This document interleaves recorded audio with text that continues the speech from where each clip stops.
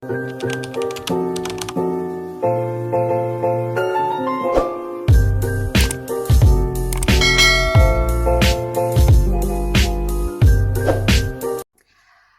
everyone! Welcome back to my channel, Dimple78 here.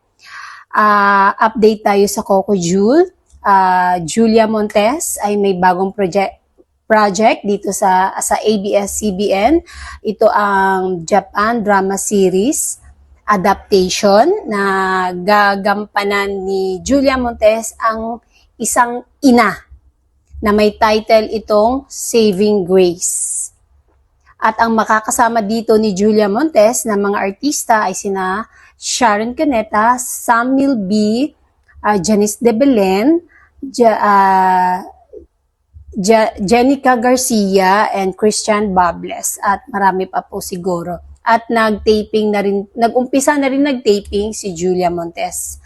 And ngayon ay nasa bakasyon po ang Coco Jewel.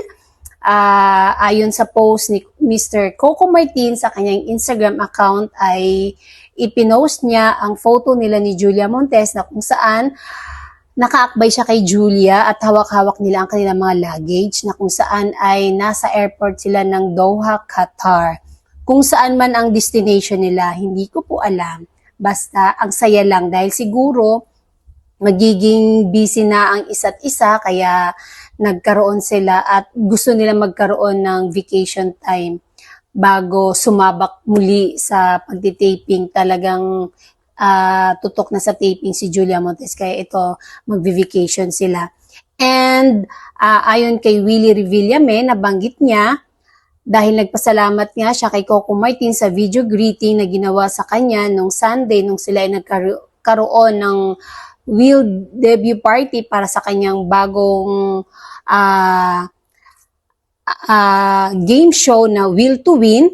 Pinasalamatan niya si Coco Martin na sabi pa nga niya na napakabait na tao nito at binati pa niya ang Bangs and sinabi pa niya na Coco at Julia at sa mga anak niyo, pamilya mo, salamat Coco. Mismong galing na kay Willie Revillame ang sentence na to, sa mga anak nyo.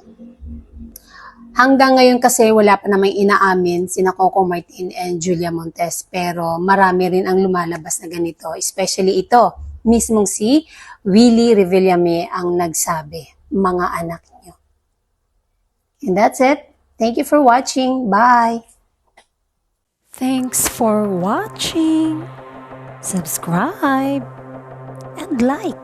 Don't forget to comment down below.